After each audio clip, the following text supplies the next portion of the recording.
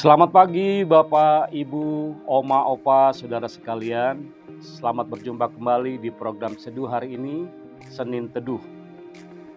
Mari kita sama-sama bersatu hati untuk membaca dan merenungkan firman Tuhan yang terambil dari 1 Timotius 6 ayat 6 sampai dengan ke-7 di bawah tema berkat dalam rasa cukup. Namun kita satu hati untuk berdoa membaca Alkitab ini. Mari kita berdoa. Ya Tuhan, rasa syukur yang tidak berkesudahan kami panjatkan pada Engkau ya Tuhan, yang telah menyertai kami dari malam hingga pagi hari ini. Biarlah kami boleh bersama-sama bersekutu untuk mendengarkan dan membaca firman-Mu ya Tuhan. Berkati kami, buka hati dan pikiran kami, dan kami boleh melakukannya di dalam kehidupan kami keseharian. Terima kasih ya Tuhan, doa yang singkat dan tidak sempurna ini hamba serahkan kepada Engkau saja. Amin. Baik, kita akan sama-sama membaca Alkitab dari 1 Timotius 6 ayat 6 sampai 7, demikian bunyinya. Memang ibadah itu kalau disertai rasa cukup memberi keuntungan besar. Sebab kita tidak membawa sesuatu apa kepada dunia dan kita pun tidak dapat membawa apa-apa keluar. Bapak, Ibu, Oma, Opa yang terkasih dalam Tuhan Yesus Kristus, tema kita hari ini yaitu berkat dalam rasa cukup. Kita sebagai orang percaya memiliki iman, memiliki keteguhan dan kepercayaan iman merupakan kehendak Tuhan. Ketika kita hidup beriman dalam Tuhan, maka kita akan disadarkan, kita akan diingatkan atas segala sesuatu yang kita miliki sesungguhnya dan sepenuhnya adalah milik atau kepunyaan Tuhan. Kita sebagai manusia berstatus hanya dipinjamkan saja.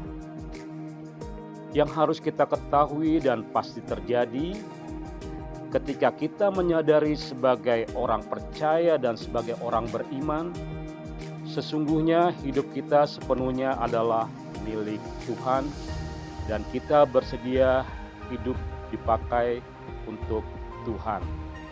Ketika Tuhan memakai hidup kita dan apa yang kita miliki, kita akan tetap bersukacita terhadap segala sesuatu berkat yang telah Tuhan berikan kepada kita.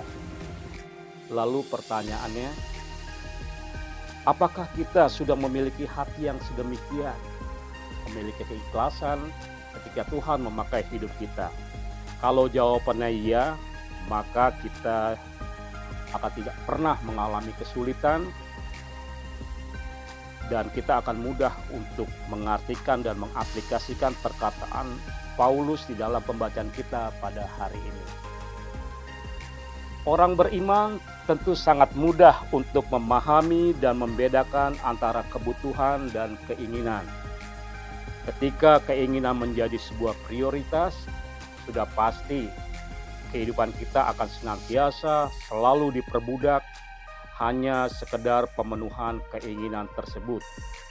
Dan keinginan tersebut sebenarnya bukanlah suatu hal yang kita butuhkan. Dan yang lebih parah lagi ketika rasa keinginan itu sudah memenuhi hati kita.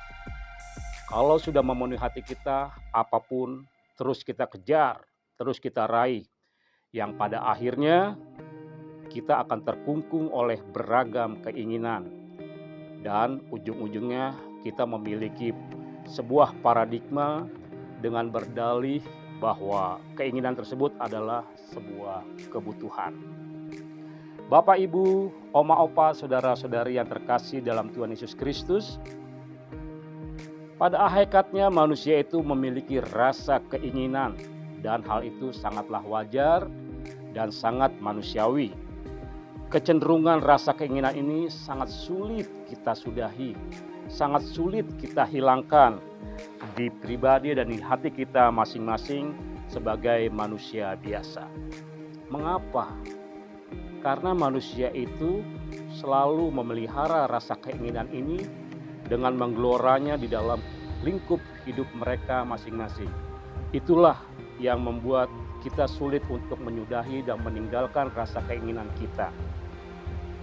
Orang seperti inilah yang cenderung tidak dapat membedakan mana yang dibutuhkan dan yang hanya sekedar keinginan semata. Inilah yang menyebabkan kita memiliki hati yang cinta dunia. Ketika cinta dunia sudah membelenggu kita, maka sulit bagi kita untuk melepaskannya. Bapak, Ibu, Oma, Opa yang terkasih dalam Tuhan Yesus Kristus, janganlah kita membiarkan hidup kita terus dibelenggu rasa keinginan yang merongrong. Karena hal ini akan mempersulit hati kita di saat Tuhan mau memeluk kita, di saat Tuhan mau membelenggu kita di dalam kehidupan kita. Kalau ini terus dibiarkan, rasa keinginan yang sangat tinggi ini akan menyebabkan kecenderungan kita untuk menolak bersekutu bersama Tuhan di dalam kehidupan kita. Kita bisa melepaskan belenggu-belenggu keinginan kita ini, yaitu dengan cara merelakan hati kita. Itulah cara yang paling tepat. Di saat kita mampu merelakan hati untuk melepaskan keinginan kita, sudah dipastikan rasa rindu kita untuk dibelenggu oleh Tuhan pasti akan terjadi dalam kehidupan kita.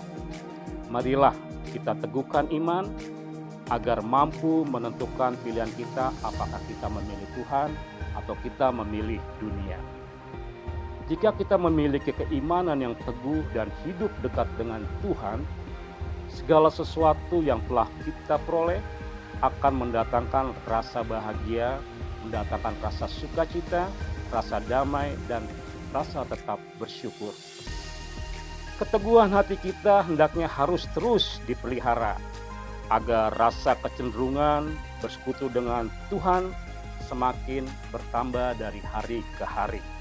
Inilah kunci untuk mencapai kebahagiaan, rasa damai, dan rasa sukacita serta rasa bersyukur. Selain itu, kita juga akan dimampukan untuk memilah bukan seberapa banyak materi yang kita miliki, namun seberapa efektif semua materi yang kita miliki yang akan kita pergunakan.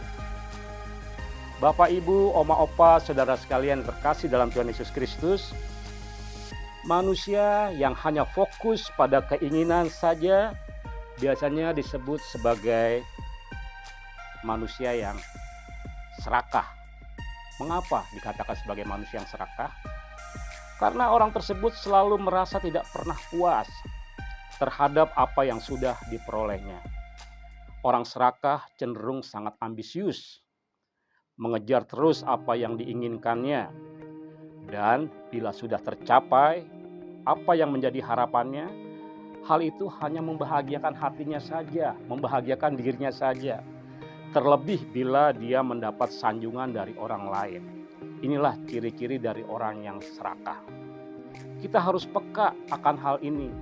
Kalau kita sudah memiliki sifat seperti ini, kita harus peka kalau ternyata ini adalah taktik dari iblis yang sudah menguasai nafsu kita sebagai manusia.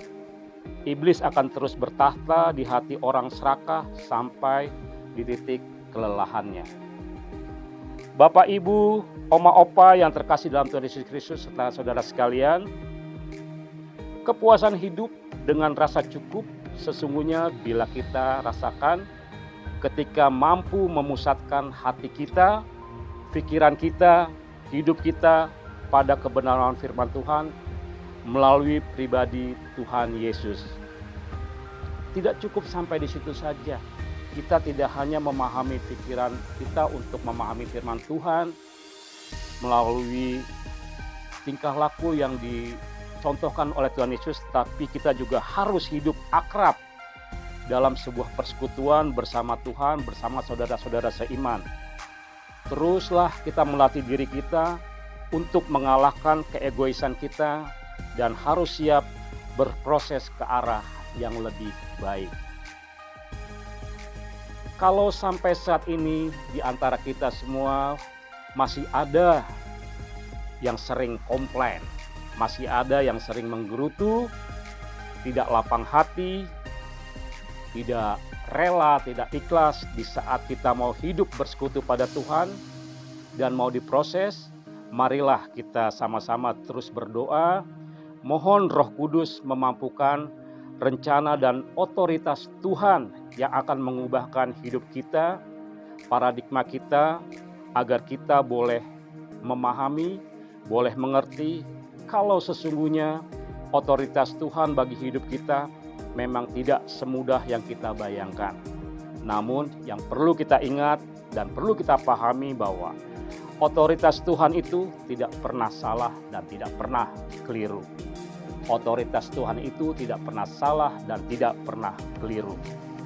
Kiranya kita mau dengan rela hati menerima otoritas Tuhan yang akan mengubah paradigma lama kita tentang rasa syukur, tentang kepuasan hidup, dan tentang rasa cukup. Dan kita aminkan kalau Tuhan akan mengubah paradigma kita agar kita mampu menerima berkat-Nya dengan rasa bersyukur. Sebelum saya mengakhiri renungan program seduh ini, marilah kita diingatkan oleh firman Tuhan. Kita sama-sama ingat bahwa kita harus memiliki sebuah prinsip. Apa prinsipnya? Prinsipnya adalah miliki prinsip rasa cukup dan bersyukur. Saya ulangi, kita harus memiliki prinsip dalam hidup ini, yaitu prinsip rasa cukup dan prinsip bersyukur. Ingatlah, segala sesuatu yang telah kita raih dan telah kita miliki adalah bersumber dari Tuhan. Biarlah kita boleh menjadi pribadi yang terus bersyukur.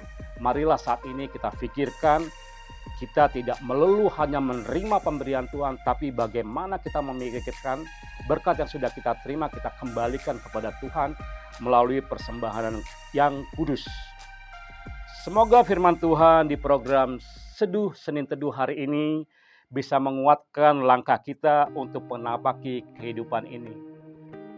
Terima kasih, Tuhan Yesus memberkati. Sampai berjumpa di program Seduh berikutnya. Tuhan memberkati kita semua. Amin.